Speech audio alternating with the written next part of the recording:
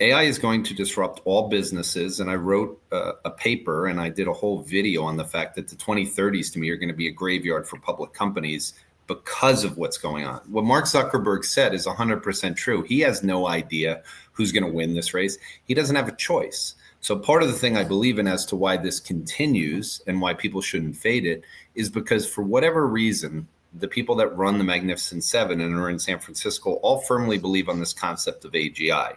Whether or not there's a godlike figure that comes out of this, nobody knows. But I do know this. AI is eating the world. Labor data revisions erased nearly 1 million jobs overnight, while the GDP numbers for Q2 have been revised upwards for a second time to 3.8%, shocking most analysts with its strength. The Fed is cutting rates, and the AI bubble keeps growing as bulls and bears are getting more and more divided and heated.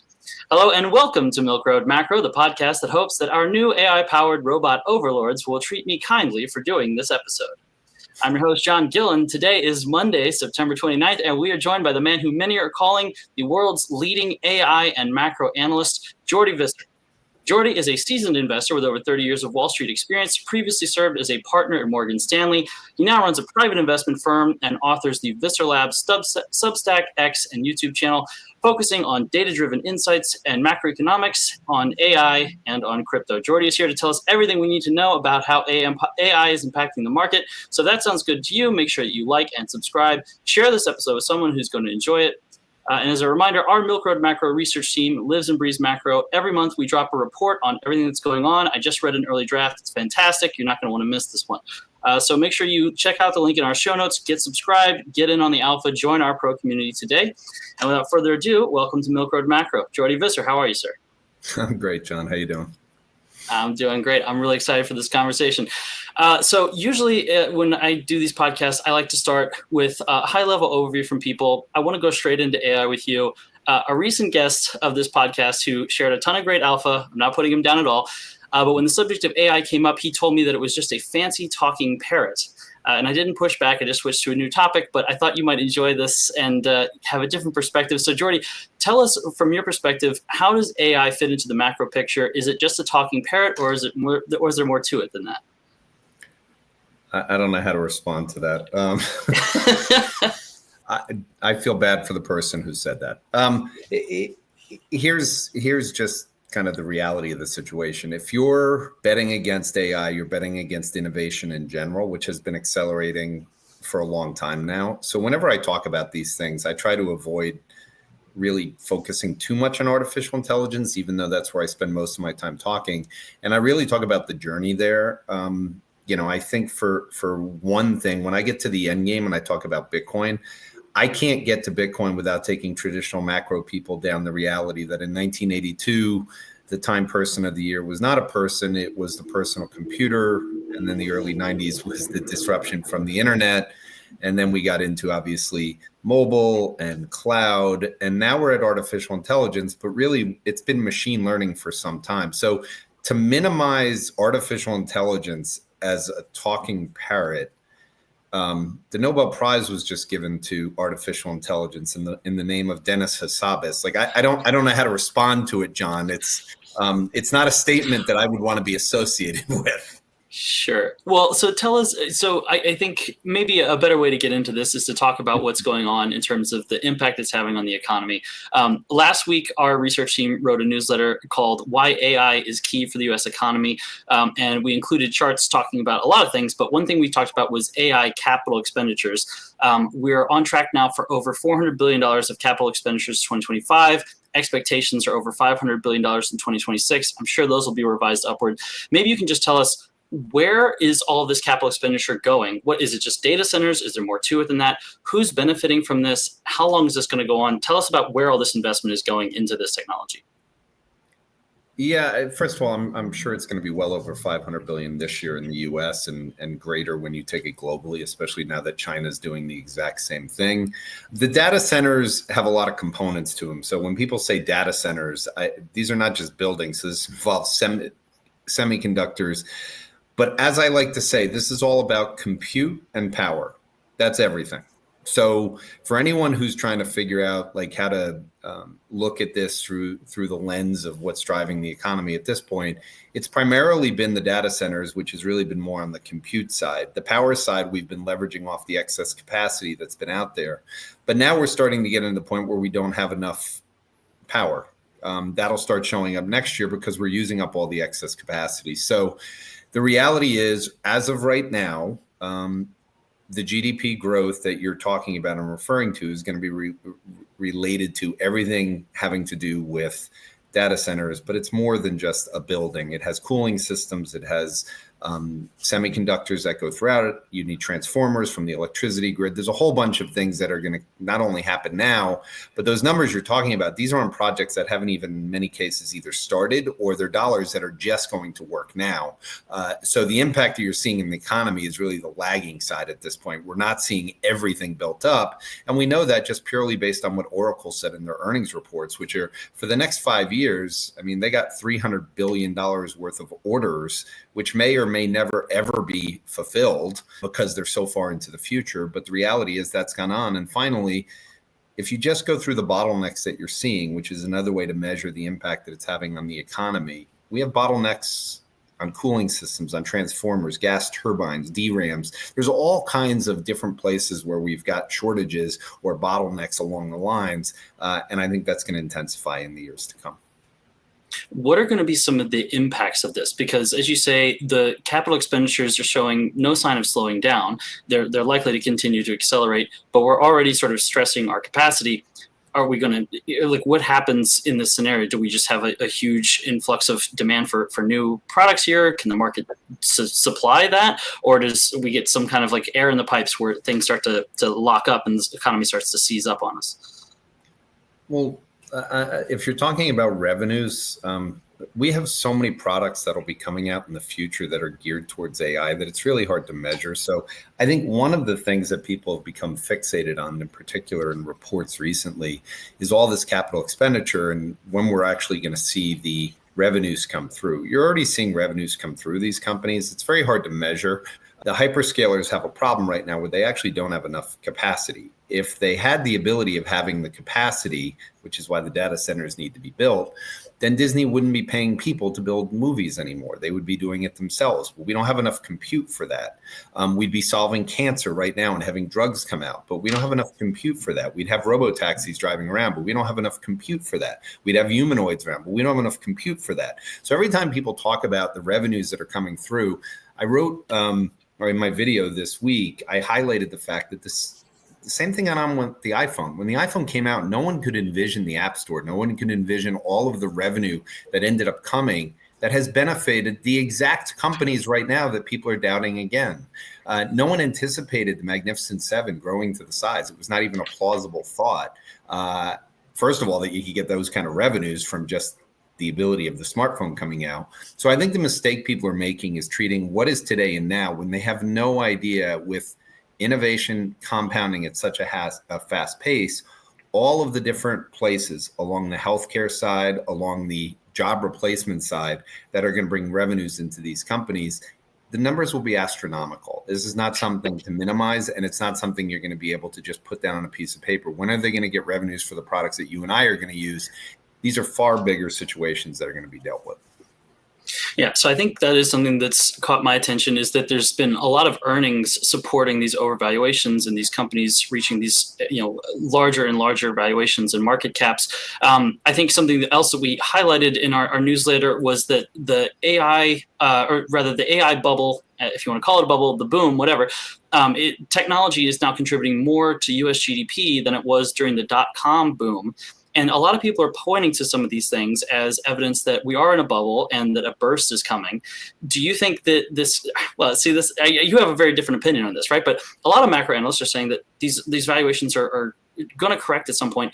Why does this not concern you? Why do you think this is going to go on? Is this the new normal? And what are people missing about this? Well, let's separate your question into two parts. First of all, are we going to have a correction? We've had 20+% corrections since 2019. So I don't like this concept of everyone saying we're not going to have a correction. When the internet first got exposed to people, I was trading markets beginning in 1992 for Morgan Stanley. From 1992 to 2001, so a decade, we had one 20% correction. That's right, one. We had one 15% correction, which was the same thing as a 20% correction. I happened to be in Brazil during that time period. It happened very briefly. So what makes a bubble is very simple. And I actually am posting a Substack on this today, so everyone can go read it and go for themselves. The word bubble is a joke. Everyone who's read history books, there's tons of books on bubbles, and they all have one thing in common. I don't care which one it is. Minsky, you can go read Kindleberger's book, you can go read Galbraith's book, you can go read When Genius Failed.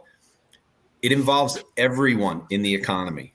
This is a K-shaped economy. So the same people are saying there's a bubble are saying there's a K-shaped economy. The top 1% own 1/3 of the assets. The bottom 50%, many of which watch your show, total combined own 2.5%.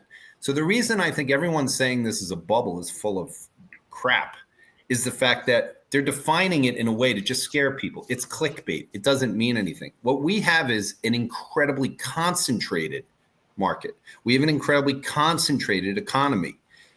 University of Michigan consumer confidence, which comes out every single month. The highest level ever, John, was January of 2000.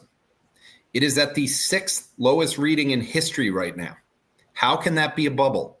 How can we have a bubble when no one is involved in it? It doesn't make any sense to me. So the people who do this are the so-called proclaimed smart people. And it sounds like the same person who said that AI was a talking parrot. So I'll just keep using that person as an example, whoever it is. I don't care who it was. It doesn't matter to me. The statement means nothing to me whatsoever in terms of calling it a bubble. These are just words like stagflation and all of these things. We have an economy which sucks for 50% of the people. How can that be a bubble? Well, he's a nice guy for what it's worth. I do want to drill in a little bit. Not saying he's not a nice guy. I understand. It could be one of my close personal friends. I'm just saying the statement was meant for clickbait. End of story. Sure. Okay. I do want to go in a little bit more on this idea of concentration, because I think that a lot of people are seeing some concerns with this as well. Mark Zuckerberg recently said he's willing to squander hundreds of billions of dollars for a chance to be the first person to build superintelligence because he thinks it's economically worth the risk. I think that a lot of other, we've got all these other hyperscalers that are taking a similar gamble. Is there room for multiple companies to compete in AI, or is this going to be a winner-take-all or winner-take-most situation?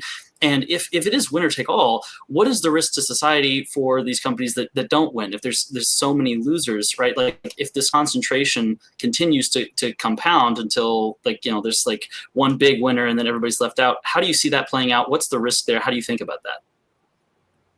The size of the Russell 2000 market cap is right now $3 trillion and NVIDIA is $4 trillion. We've already seen this play out. For everything that, people want to say I'm positive on AI is going to disrupt all businesses. And I wrote a paper and I did a whole video on the fact that the 2030s to me are going to be a graveyard for public companies because of what's going on. What Mark Zuckerberg said is 100% true. He has no idea who's going to win this race. He doesn't have a choice. So part of the thing I believe in as to why this continues and why people shouldn't fade it is because for whatever reason, the people that run the Magnificent Seven and are in San Francisco all firmly believe on this concept of AGI. Whether or not there's a godlike figure that comes out of this, nobody knows. But I do know this. The majority of people that are spending the money are going to end up losing in this. I'd be willing to bet that that's going to happen. So for everything you're saying, you can be on both sides. You can say that it is silly to call this a bubble, but at the same time say that most of the people spending or companies spending money on this are not going to be the winners, and they may not even survive in the end. There may only be one winner out of the Mag 7. That is what creative destruction is. It's what I believe in. Artificial intelligence is something that people should not fade. They can fade the fact that this is a few companies doing it, that a few people are benefiting, and I completely agree with it. That's the whole premise of why we have the debt. That's the reason why we have the debt, because the government's job is to protect the median person in the country. And if the median person in the country can't afford to live in New York City, can't afford to live in LA, they haven't done their job and they need to print money. There needs to be socialism in some of the cities. All of these things are the outputs that you would bet on, which Joseph Schumpeter did bet on. So I don't disagree with what Mark Zuckerberg said. I actually happen to agree. And I think all of them realize that it's a race to obsolescence, but they would rather die trying than die sitting back and waiting to see what would happen if they didn't take the risk, because that's what Ford did. That's what GM did. That's what all of the companies that we're familiar with did. They had debt. These companies don't have debt. They're just spending out of free cash flow. And now their free cash flow yield is going negative. And that means that in synthetic terms of today's world, their debt has gone to levels that are very, very risky for them, and they realize it. So I happen to agree with the fact that there will be plenty of companies that don't survive over the next 5 years. And I say 5 years because we're moving that fast and they're making a big enough bet. So in no way, shape, or form am I optimistic on how these guys are doing. A lot of this money will be misallocated. I want to ask some more questions about this, but first I'd like you to just define for our audience this concept of creative destruction, because you have been very vocal about this. What does that mean for the markets, and how do investors need to think about that as it relates to AI? Well, this all goes back to Joseph Schumpeter and just talking about how capitalism, if you deal with capitalism where innovation continually happens and always gets better, then the goal is that you're continually looking to be more efficient, more productive. And over time, if innovation accelerates faster and faster, which is where this theory of, I would say, creative destruction merged with John von Neumann coming out of the Manhattan Project, for me at least, and then eventually with Moore's Law, and then Ray Kurzweil and singularity, all of these things all lined up the same way, which is that if capitalism is about making sure that the private sector is driving innovation, where corporate profits are the goals, you eventually get to the point where capitalism is cannibalizing itself. And that's where I think we're getting to with artificial intelligence. The final line in the sand for breaking the connection to historical GDP and the industrial economy is people. We broke a link that got me saying there was no such thing as recessions anymore, the way that they were defined before 2009, because two things happened in 2009 which changed the world. One is the governments realized, and in particular the central banks realized, that they could put liquidity facilities together in a matter of minutes to stop any kind of deleveraging cycle in the Ponzi scheme. But at the same point, we started accelerating in technology at such a fast pace that we were destroying everything in its path, and they didn't need debt to do that. So the reason we had recessions in the past was the linkage between jobs and credit, jobs and debt. You always had, hey, I need more debt, I need more people, and they would grow together. That's not happening anymore. We didn't have debt grow in the private sector post 2009, and these companies got so big and they have no debt. They're starting to take on debt now because they need to build the data centers, which is why, to me, they're finally becoming at risk. But now you're replacing the labor side. You don't need to grow a company and have labor. So we've broken all of the connections back to the industrial economy that Joseph Schumpeter talked about. And it's been this rise of innovation that really started as the birthplace at the same time that he wrote that, which was coming out of World War II. So I think this is really helpful for our audience just to understand how you're thinking about this from a broader framework. I want to ask some more questions about this labor impact and the impact of AI on labor. I opened the show talking about how the Bureau of Labor Statistics revised its data, showing that nearly 1 million fewer jobs were created last year than was previously thought. The Fed is now openly talking about how they're worried about the labor market. Recently, we saw announcements from Zoom, Fiverr, Bosch, several other companies, how they're planning to shrink their workforces.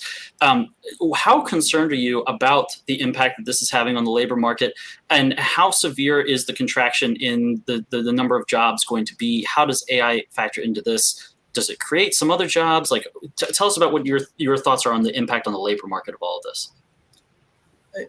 I think the best way for me to put what I think is going to happen in the labor market, and I think this is a question you could have 100 people who focus on artificial intelligence, and I think you'd pretty much end up with such a wide range that it would shock everyone. And I'll just give you two examples. Geoffrey Hinton is one of the godfathers of AI dating back to the early 80s, and then Yann LeCun is a well-respected artificial intelligence person that most famously was at Meta or Facebook at the time. And basically, if you look at on the one side, Geoffrey Hinton thinks all jobs will be gone, and Yann LeCun thinks there'll be plenty of new jobs created. I'm leaning more towards Jan LeCun in one part. I think there's a bunch of different solutions to the end game. One is, I firmly believe, the work week and the amount of hours needed to work to satisfy living a life will go down significantly. I think there's always going to be needed to be jobs, because I think human to human connection is something that I believe in.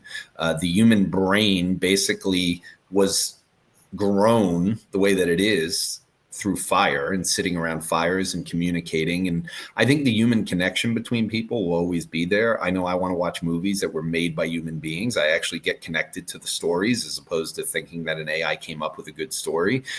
You can't replace for me what it was like to watch the 1980 US Olympic hockey team. It's a memory that I have that I like watching a movie about and everything else. So I don't think we're getting rid of the jobs. But that said, I do think for the next 5 years, there's a very, very difficult decision for the central banks and for the governments to deal with, which is the inability for people to get jobs is going to be the worst part during the transition, where AI is accelerating rapidly and where we don't have those new jobs created yet. So the disruption and the adjustment, human beings do not like change. No human beings do. They create routines to avoid it. This is going to be a drastic shift, and the pace of the shift is what's really difficult. So if you decide to change something in your children's lives or in your parents' lives as they get older, and you try to get them to stop doing something and immediately shift their diet or anything, not only will they revolt, but their body will revolt. Systems are not made for change. And I think this is going to be a very, very difficult 4 years. I think the polarization we've seen in the government, the violence we've seen that have come out of nowhere in terms of just all of a sudden everything, every day, there's something bigger that's happening. I think all of this is just, again, a symptom of the fact that the disruption is coming. It's going to be here. I just don't think it's going to translate into job losses. I think it's going to continue to be a hiring problem, a pressure on wages. And that's one of the reasons when you go through that thing I said about there not being a bubble, when consumer surveys came out, when they were originally put together, whether it was the Conference Board Consumer Survey, whether anything that went on, this was all coming out of the Great Depression. The government wanted to have people because they didn't understand this concept that people couldn't be happy anymore. We're in one of those situations now. And part of the reason when you dig deeper into this is that people don't feel like they can get out of the hole that they're in. They don't have hope that they're ever going to be able to save enough money for their future. They don't feel like they're going to be able to live a life that's happy and still be able to afford the apartment they're in. Their job isn't safe. This is somewhat worse than a recession, because it's a perma situation where you feel trapped, and nothing makes people feel worse than being trapped in a situation. Yeah, and financial nihilism and a lot of other things socially start to happen from that. Jordi, I'm glad to hear you value human connection. I'm glad you're here too. I want to ask you some thoughts about, not necessarily speculation, but thoughts about what this future looks like. Because I think a lot of people are kind of seeing sort of the clouds you're seeing forming on the horizon, not sure what to do about it or what could be done about it. I want to bring in something here. Anthropic CEO Dario Amodei said he felt it was necessary to, quote, warn the world about this, saying that AI is going to cause mass unemployment. We've lost 166,000 tech jobs globally in 2025 so far. 280,000 last year, expectations for more next year. So he was saying that the world needs to start thinking about policies, changes we can make now to sort of prepare for this. Some people have said universal basic income. Some people have said a shortened work week. How are you thinking about this? What can be done, if anything, about this? What should be done? Or is this outside of your realm of thinking and you're just leaving this up to the policymakers? No, Dario Amodei has been very, very clear on just the disruption that's coming to white-collar workers. And let's leave physical labor out of this, because that's way down the road for humanoids to be specialized and to have enough to replace that. I think I have focused as an entrepreneur now on using artificial intelligence all day long for whatever I'm working on. So unless I'm talking to someone, a client, unless I'm doing my videos, I'm using artificial intelligence to shape my views. I use it, again, it's the most amazing thing to say that instead of going to a dinner where someone says, hey, do you want to come to this dinner? There's going to be a lot of smart people around the table. you have the smartest person that would ever be at the table in your hand. So why would you go to the dinner to just listen to smart people? And I really don't care what it is.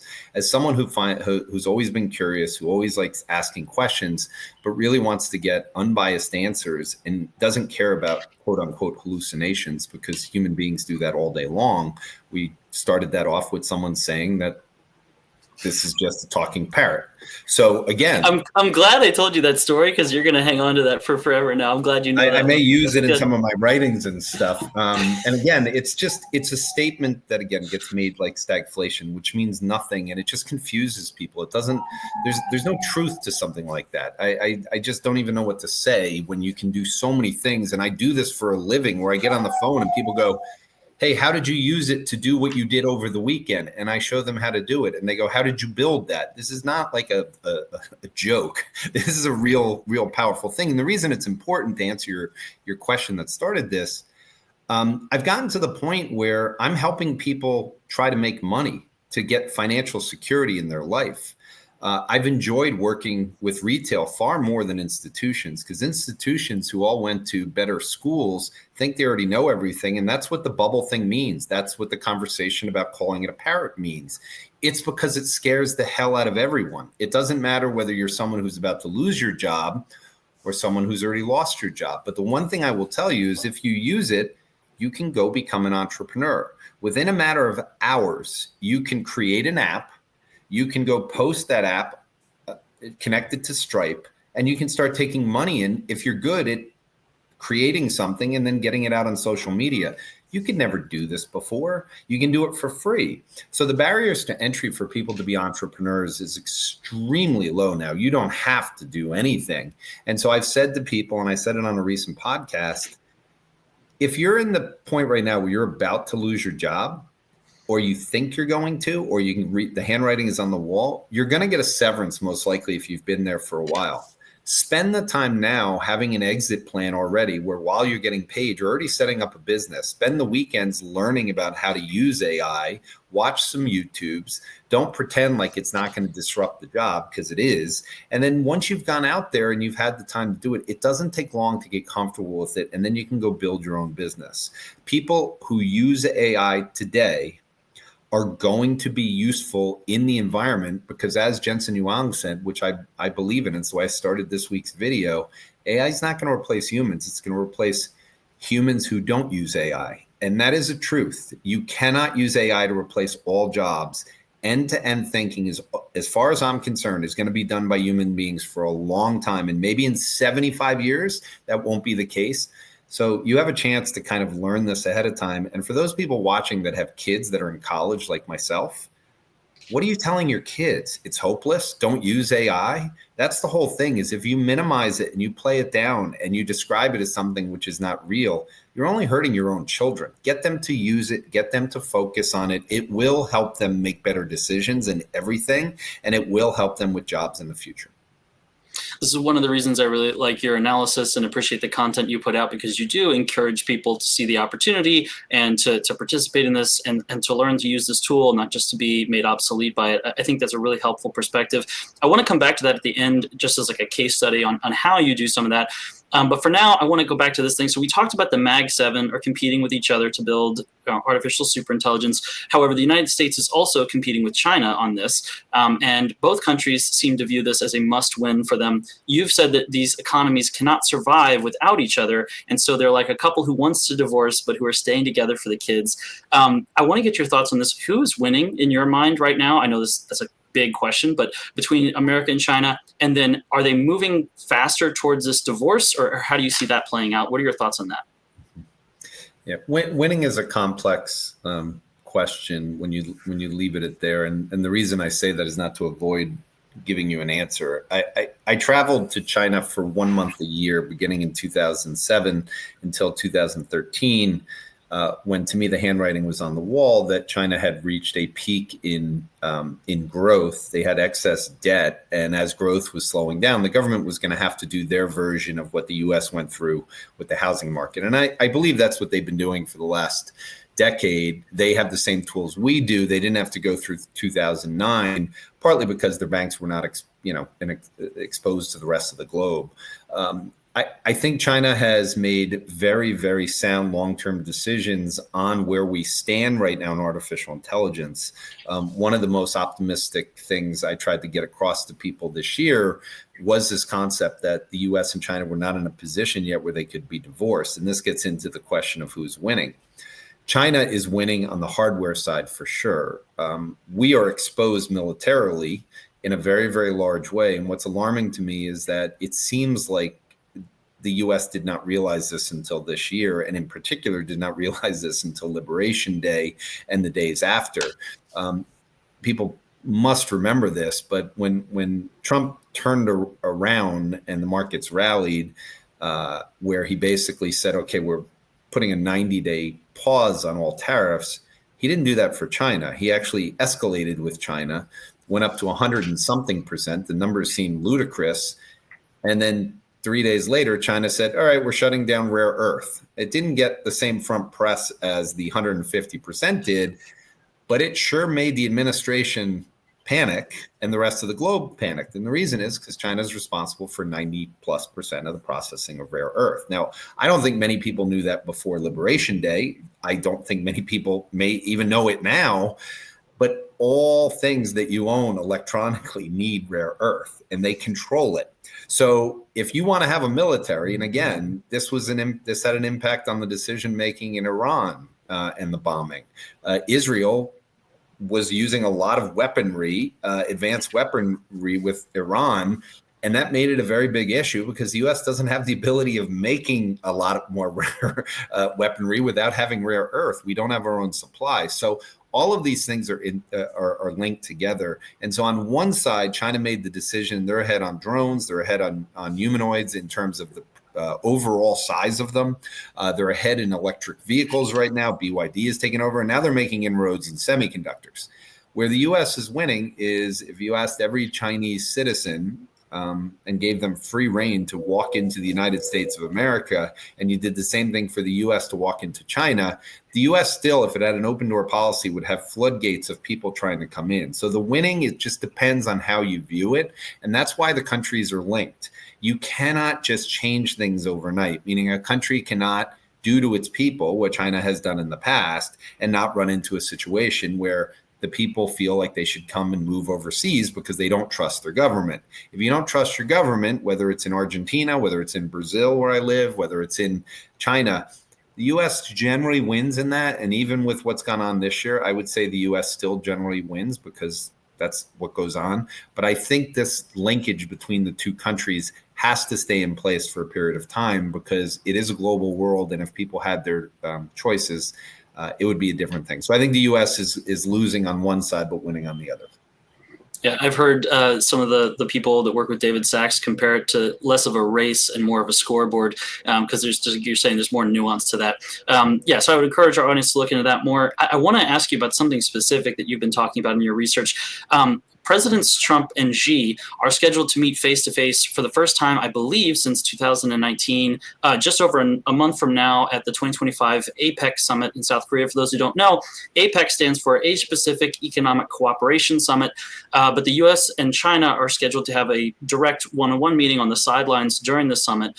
Why is this meeting so important to you? What is at stake here? What are you hoping for coming out of this meeting in terms of a deal or just relations between China and the U.S.? What do you focus on with this meeting?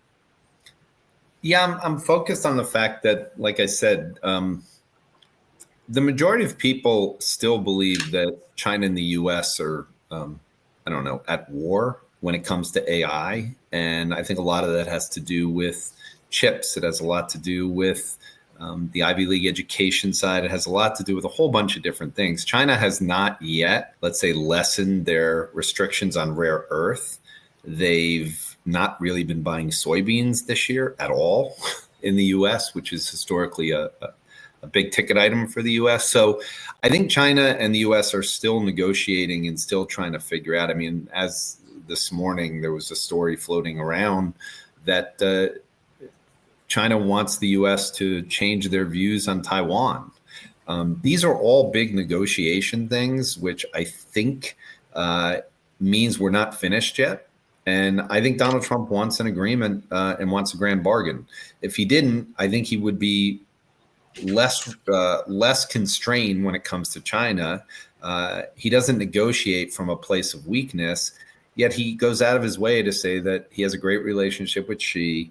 There hasn't been any kind of raising of the threatening tactics at all, which was one of the things that China kind of required to get to this point. So I think investors have underestimated, number one, that there is a high likelihood, in my opinion, of a mediation settlement.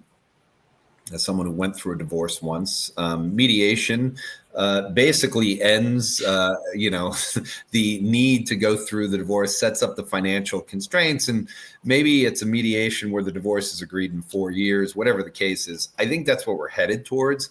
Now, again, I think this will be taken positively by the markets because, again, the uncertainty still remains for businesses.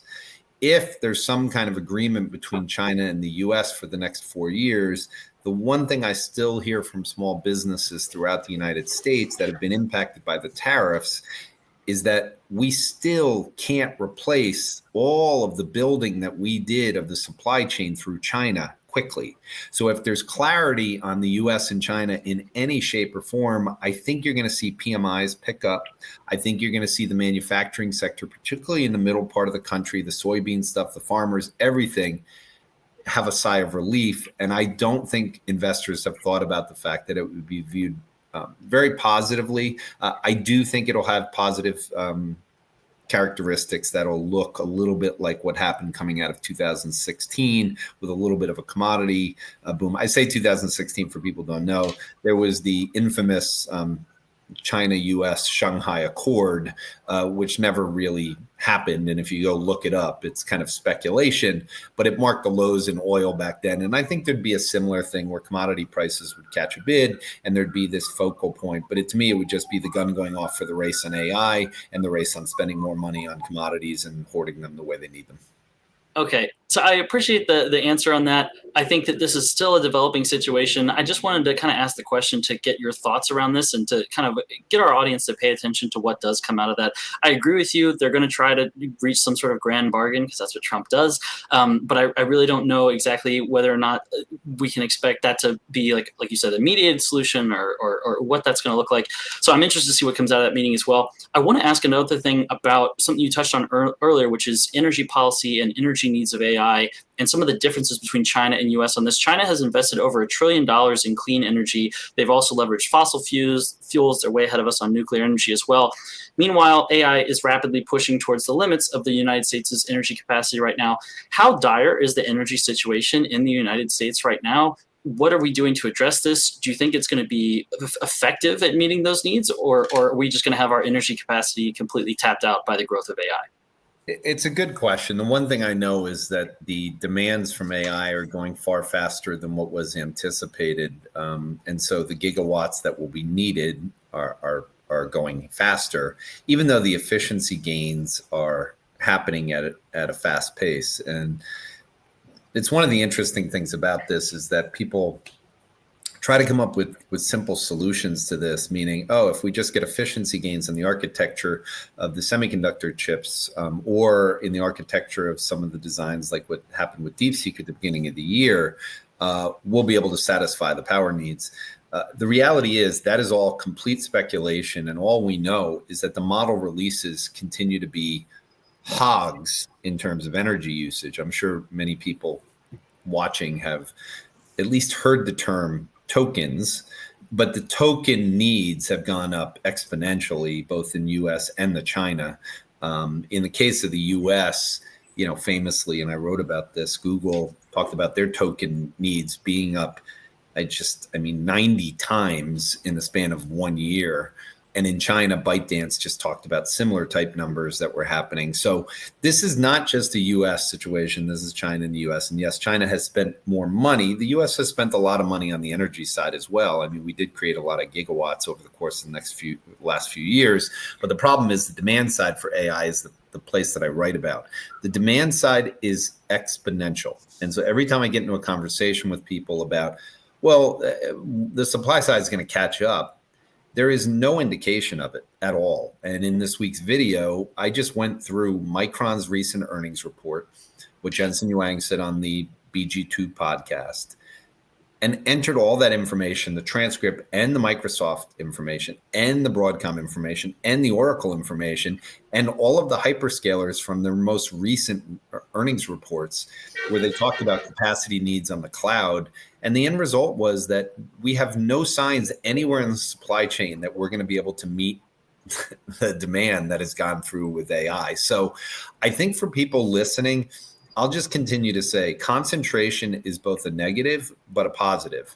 If you have concentration, you don't have to go look very far to find the areas to invest in. I think for the next few years, it's all about compute and power. I don't think consumption is going to get better all of a sudden. And most of the economy in the US is consumption. So consumption is fine. You brought up UBI. We already have UBI. It's called the 1% owning 30-something% of the assets. The bottom 50% are guaranteed to have a job they hate, but they have a job. And it's just, we're on UBI. It's a horrible form of it.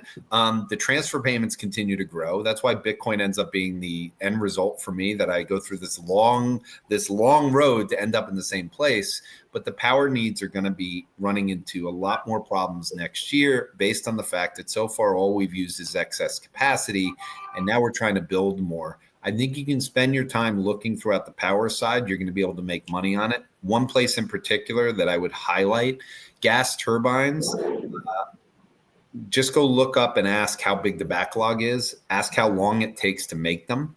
Ask how few are in the world. And the issue that pops up on that is you'll see is that you end up in a situation where we're not going to be able to deal with natural gas for all of the problems, which means the PMIs are going to go higher because the tide lifts all boats. We're going to have to find every potential solution. And there's going to be a lot of private sector dollar that's flowing into this because the administration has allowed you to deal with the CapEx side in a better accounting framework. And I think you're going to continue to see a lot of dollars put into this. At some point, we will overbuild that as well, because I'm sure the efficiency gains will catch up, but we're not there yet. I want to ask a lot more questions about investments, how you're thinking about your portfolio in this environment. I want to ask one more question on this before we move on, though. You've talked about the energy demands of AI, the compute demands of AI. Do you see a scenario in the future at some point? I want to ask kind of like a dystopian question on this, but I'm actually curious here. Do you see a point in the future where we're going to have to make decisions between giving more energy to AI so it can do things like cure all diseases versus having ordinary American citizens be able to have electricity to light their homes? Is that a decision point that might come, or is that like dystopian fantasy nightmare scenario that will never actually happen? It's a Sam Altman line recently. Yeah.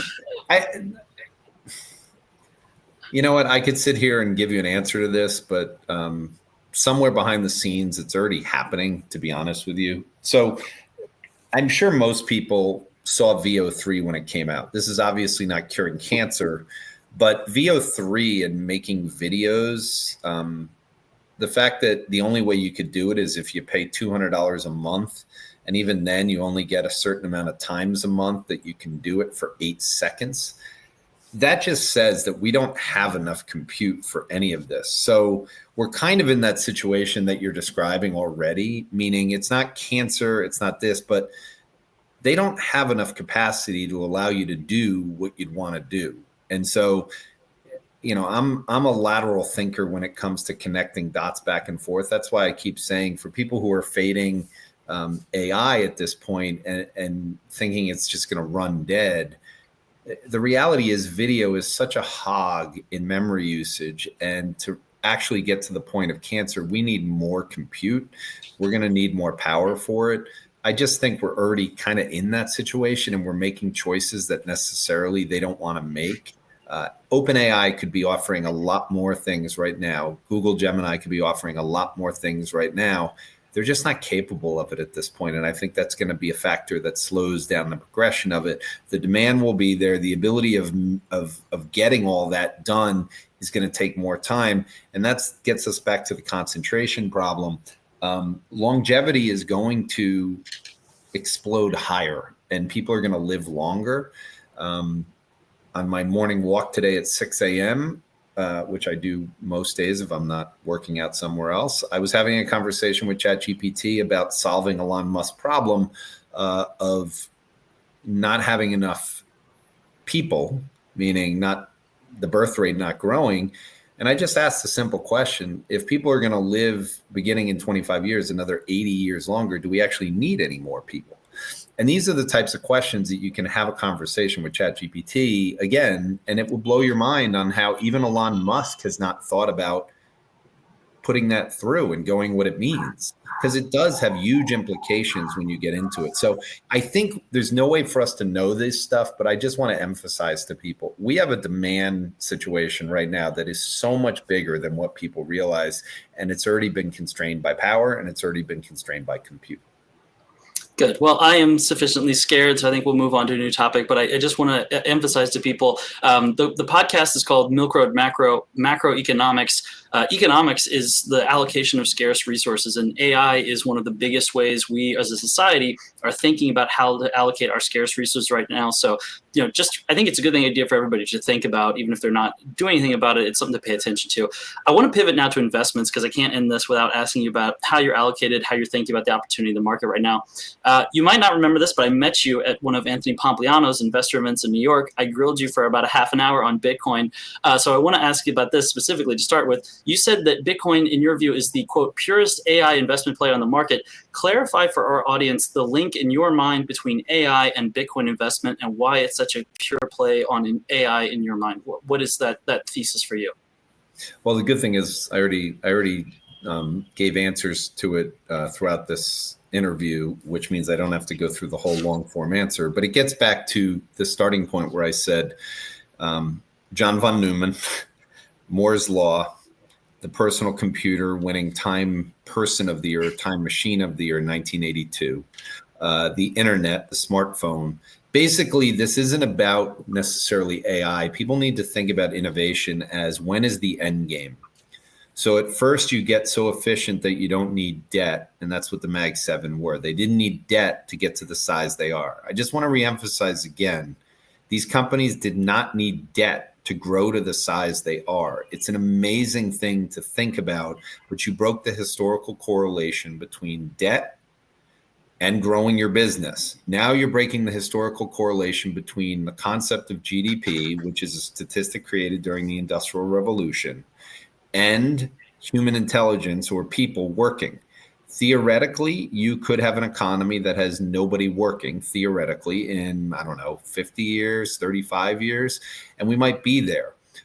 Along the path between now and, let's say, 35 years, if that were to occur, a new system needs to be born, because the current system, whether it's the fiat system or the industrial economy, is no longer relevant. You can see that with the concentration of wealth that's been created. So the reason I bring up Bitcoin as the end game is that it's part of the future system.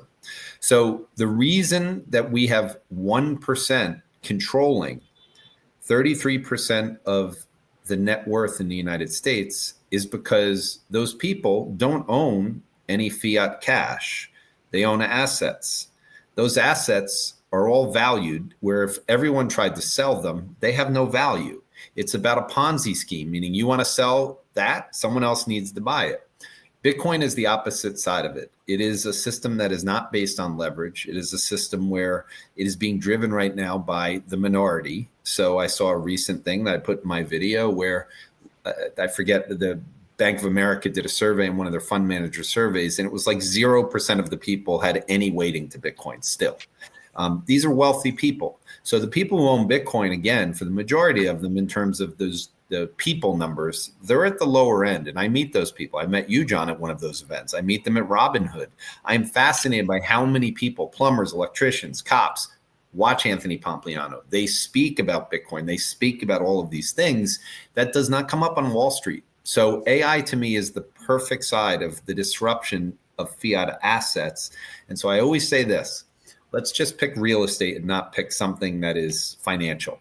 Because I think most people could say, well, I think stocks are worthless and bonds are worthless. Okay, but real estate's worth something. Okay, so if real estate's worth something, what is the value of a house in the Hamptons? If it cost X amount of dollars to build, you get insurance. They have a part that's the land, and they have a part that is the house itself. Well, if humanoids can go build the house for zero, how much is the house next to it worth? Well, then it's just the land. how much is the land of an overall house. You're going to get to the point over time that people are going to realize that fiat assets are not worth what they're supposed to be in a time of replication. And that's what AI does. It's deep fakes, which means it can replicate anything. So the only thing, in my opinion, that has a moat around it is gold on one side, religion for people, and then Bitcoin. Those are the only three moats I'm aware of where people actually just believe. Everything else is an idea. And I think all ideas are about to be disrupted by AI. I have a lot more questions I'd like to ask you on this, but I really appreciate you explaining that. I'm always amazed by how different a diverse set of views you can get on Bitcoin when you ask people about how they think about it. And I've always found yours pretty interesting and novel, so thank you for that. What is your portfolio composition going into Q4? I think a lot of people want to get allocated to artificial intelligence, but beyond just buying NVIDIA or Tesla, they're kind of struggling with that. How are you allocating? What opportunities are you seeing that are maybe overlooked, underappreciated, that investors should be paying attention to right now? Compute power and Bitcoin. I mean, for right now, that's where it is. So on the compute side, I'm in a lot of public areas that my favorite stock for this year was Micron and high bandwidth memory. I am long NVIDIA, recently Teradyne, recently ASML. There's a bunch of semiconductor stocks that to me are about to go higher because of the upgrade cycle that's coming for PCs and phones. Tesla is something that I've talked about relentlessly since the middle of August.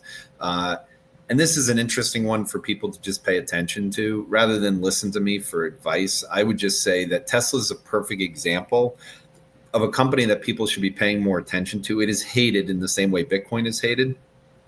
Elon Musk obviously is thought negatively by most people outside of retail and his little cult following. But the reality is where Tesla has had a vision of robo-taxis and humanoids, we're at the cusp of that now.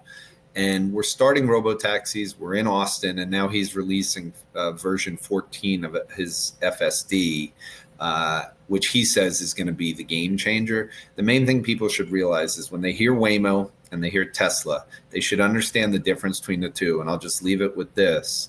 When Elon Musk says if you take a Waymo vehicle and you put it on Mars, it won't go anywhere. It doesn't know what to do because it doesn't have its directional system. It's like if you went up there without Google Maps. If you go up there as a human being and you want to move around, you're not going to look at your phone. You're going to use your eyes. He's built the cars to make decisions based on its eyes and the cameras. And so if he's successful at that, it changes everything. And it is the step that's necessary for generalist humanoids, which means when you go through the valuation of what the humanoid market would be, the robo-taxi market would be, Tesla's valuation goes up. The second that happens, if it coincides with an upgrade cycle for iPhones and an upgrade cycle for computers, if all that happens next year, expect to see more of a bubble next year. Yeah, well, I really appreciate that. I really wish we could go for another hour, but I promise you I'd keep this reasonable. So I want to kind of bring this together for the audience with a couple things here. So we talked about how AI is eating the world. There's a lot of economic concentration. AI is the U.S. economy. We talked about how that's impacting the labor market, how that's impacting geopolitics, things for people to think about there, and then some opportunities for investment. You've been early to a lot of these things and pounding the table and been proven right in many cases. I want to end with just like giving us a case study, maybe like your recent, the Teradyne example, but you've been educating your audience about how to use AI, how to think about how to use AI. And I think just having you share with our audience that case study of how you've used this to help evaluate new investments will help them think about these tools as well. So could you just walk us through that example of how you're using the tools and how other people can use it to help them as well? Yeah, and I'll just give an example from this morning. I was on a call with a very smart hedge fund, and we were talking about the video that I had done for the week, but they also wanted to go through how I'm using it. And so I took them through some examples of custom GPTs that I had built, where all I have to do is post in the name of a stock, and it will go through and do an analysis on their earnings report and basically go through and highlight immediately all of the places I should be paying attention to, all of the supply chain companies that could benefit from their situation, and also the competitors that would benefit. So this is a way very quickly to take any company and just take its earnings report and extrapolate it into other places, which becomes very important for people as they're, focused on kind of earnings come out, it's new information. I don't want to just focus on this company. I want to focus on all of the supply chain immediately. The stocks react extremely fast in most cases, but that's just an example. And in one case, I just highlighted what they said about the phone and PC upgrade cycle and what they were already seeing, because a lot of those semiconductor stocks that benefit the most from that, they're the same price they were 4 years ago, so they haven't benefited. But I'll just give you a specific example. When I was done with the call, Morgan Stanley, I noticed that Western Digital was up 8-9%. And it was leading kind of the semiconductor move early this morning. And so I went to go see what had happened. And Morgan Stanley had just raised the price target on the stock almost like 100%. So I clipped out a piece of what they wrote, and then I put it into ChatGPT and said, will you take this, please, and do the exact same thing that I said with an earnings report, which is go through and find all of the other companies that should benefit. Is there anything new in this report, blah, blah, blah. Doing that on news that you see and just saying, hey, will you explain to me what other companies or what other things that can go on? And it doesn't have to just be that. It could be anything that's happening in the world, any new piece of information. If you haven't learned up what Bayesian is, when new information comes out, the odds of anything in life change. And we all make decisions every day. Annie Duke wrote a great book called Thinking in Bets. Every decision we make in life. John is hiding from the cops. That's why the cops are riding around and sirens are going off, and he puts it on mute. He needs to figure out and make a solid decision on how to not get caught. You have to put that in the ChatGPT to make sure you don't get caught. You just can't let the cops see the thread that you've put in there. So you have to be careful with it and maybe use other ones. But every single decision you use in life, if there's new information, I would put it in there and just say, hey, take this on a lateral direction and give me some thoughts that I haven't thought about. That's the beauty of this and what very few people can do. That's why we have polymaths. You have the ability of taking one story and translating it into other verticals. That's the way you use it. I didn't think Bayesian updating and a police shootout or chase down would come into this conversation, but I'm glad that we got there in the end. Yeah, that's right, man. Oh, so look, where I want to leave the audience with this is just that, there's a lot of fear of nihilism about AI, about the future. But I want to empower people to say that this is, like Jordi said, like having the smartest person at any room willing to talk to you, willing to work on problems with you. Avail yourself of that. Don't give in to despair, but rather lean into the opportunity here. So that's why I wanted to end with that for our audience. And Jordi, I'll end with one question for you. Where can we send people to find more of you and your great work online? First of all, if they start with LinkedIn, they'll see everything eventually. But they can find me on YouTube. They can find me on X. All of the work that I do, maybe outside of Substack, I post on X and LinkedIn at this point. And then I do write on Substack usually once a week. These are all thought-provoking pieces. They're meant to get you to think outside the box. I spend a lot more of my time, like I did at the beginning, going against this clickbait stuff, which is not going to help you. Just take one thing from me. If you want to actually educate yourself, don't read things that start with clickbait. Clickbait is meant to distract you. It has biases associated with it. The same thing goes with the news they're showing you what you want to see. And I'm telling you as a fact that clickbait is meant to distract you. And if you want to do your own work, just go on the place that has no clickbait. It's called ChatGPT. You'll get everything you need. And by the way, use Perplexity for your searches instead of Google at this point. Well, I can't wait to come up with a good clickbait title for this episode. Jordi, I really appreciate you coming on. I had a great time. I hope you did too. I really appreciate you sharing this with the audience. The weekly videos you do with Pomp on his channel, for our audience, if you're not watching those, make sure you're checking those out because those have been a great resource for me. So just thank you so much for being here. Thanks for being on Milk Road Macro. I hope we can have you back again soon. Thanks, John. Thanks for dealing with me. I'll be back. Yeah. My pleasure, sir. And thank you all for joining us. I'm really looking forward to see where all this goes. Stay with us, stay educated, stay bullish, and we'll see you all on the next episode of Milk Road Macro. Thanks, everyone. Want insights on what's really moving markets and how we're trading each event? Subscribe to our channel, then join the Milk Road Macro and Macro Pro newsletters. This show is for educational purposes only. Nothing we say is financial advice. Investing is risky. Never invest more than you can afford to lose.